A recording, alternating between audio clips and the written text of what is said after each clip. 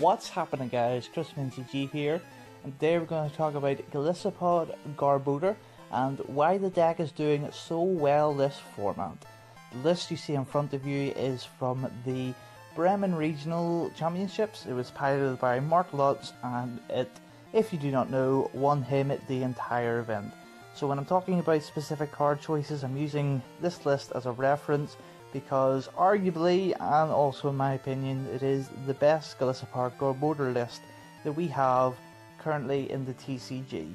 So we're going to start off by talking about the Garbodor Garbotoxin. It shuts off the following. This is not the end of the list, it's the more relevant ones. Magical Spring, Steam Up, Geotech System, Wonder Tag, Abyssal Hand, Premonition, Instruct, Energy Evolution, and Luminous Barrier. If you're not too sure what all the Pokemon are that go to that, just search it up. But they're all the main relevant ones, so being able just to walk into a matchup and be able to turn them off, like especially with Gardevoir, which is quote unquote the best deck of the format, they really need to be attaching more than one energy a turn. So for you to be able just to sit there and have the Garbotoxin Garbodor shut, their entire strategy up is just really good.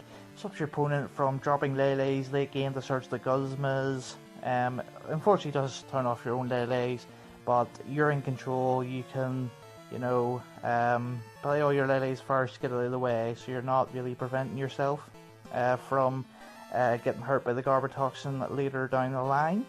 The reasoning you play 2 in the list, or you should play 2, is to prevent prizing it, first and foremost, because if you prize it, it's pretty bad, because although it's not the main strategy of the deck, it is really, really important, and notably, you play 2 so you can try and loop it. If your Garbotoxin gets knocked out, you can maybe have another Chubbish ready, Rescue Stretcher back, bam, put another Floatstone or Choice Band or whatever else on it. So that's just really good. So that's why the Garbotoxin is pivotal to the deck, because just walking in, being able to negate all that stuff is very good. You should be playing 8 tools to maximize the Garbotoxin, 4 of which will be Floatstone, which not only triggers the Garbotoxin but increases the chances of resolving the first impression for max damage. So there's where the synergy starts to come in already. Both engines get use out of Floatstone, one being the starter for the Garbotoxin, the other one being the Golisopod Inhaler. So there's another tad bit of synergy for it. You also play the Trashulance Garbotoxin, however you only play 1 of it at most, maybe 2. But this just puts your opponent on the clock. It means when you're going into the very late game that it becomes a win condition. When your opponent sees that you're playing Chubbish, they're going to assume you're playing Trashulance, so they have to play more conservative for their items, which just benefits you majorly. They'll hold off on like maybe Ultra Balls or Field Blowers, which obviously works well because they're not going to be Field Blowing your Garbotoxin.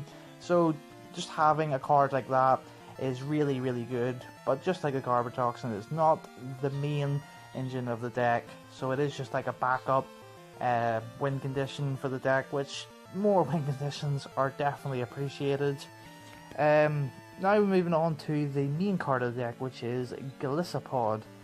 It is a 1 energy hit for up to 150 damage if you have Choice Band, which just means you have a minimum energy commitment, which means the likes of Gardevoir or Lele really need to pack on energy onto themselves to try and knock out Golisopod, which just plays more into the fact that Gardevoir was meant to be the best deck of the format. Golisopod just seems to come in and counter it pretty well.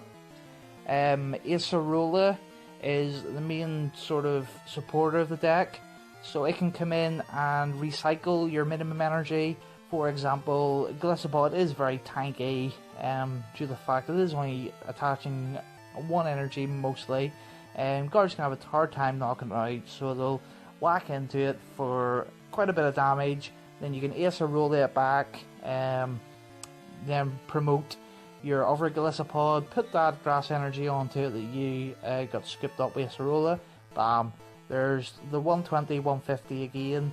So you don't need to commit that much energy to your Pokemon, which is just really good because it means resource management is far easier, and it's just a lot easier to play in that sense. The GX attack is actually really good as well, because with the Choice Band it can knock out most basic GXs like the Tapu Lele, and then it switches Golisopod about, or puts Golisopod back on the bench, sorry, so you can maybe promote something like your Tapu Koko, which we'll get to in a minute, or anything else like that. So it just means that next turn hopefully your at least one Golisopod will be ready to switch back in to make first impression for lots and lots of damage. Partnering Acerola, the most important supporter of the deck is Guzma, and you play 4 of this. It is a Lysander type card that switches you and your opponent about. You get to choose which Lysander thing, but it means you get to switch about.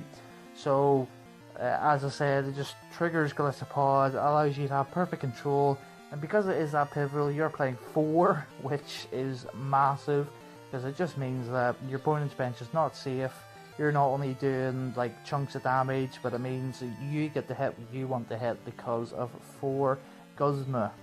And speaking of Tapu Koko, a wee while ago there, it has free retreat, it spreads because you're playing DCE because of the Golisopod anyway.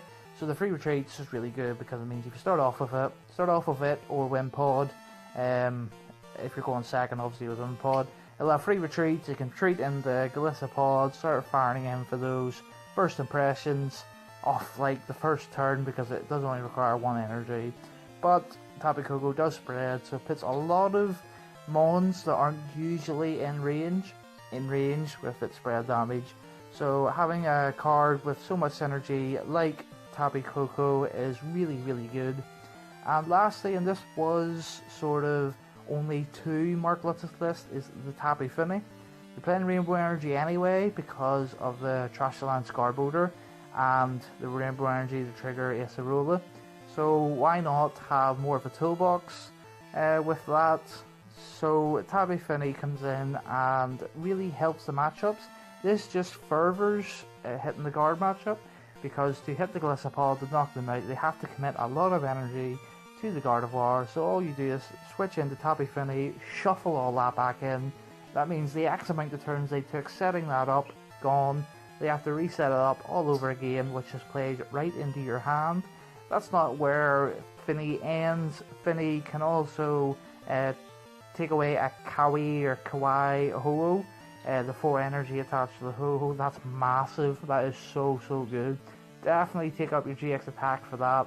But Tapu Fini does have its other attacks, like it switches about reactor rings, so that just plays even more into the synergy of the deck. Add all this on to the fact that the whole deck is searched by Heavy Ball, so you can play 1, 2, 3, as many as you want. It just ties all together to make the deck really, really solid. So there you go, guys, that's my take on why the deck is doing so well. If you have anything else to add to it, please let me know in the comment section. Do you disagree with anything I'm saying? Love to hear it. Comment, rate, subscribe, check out the rest of our YouTubes. But for now, this is Chris from NCG.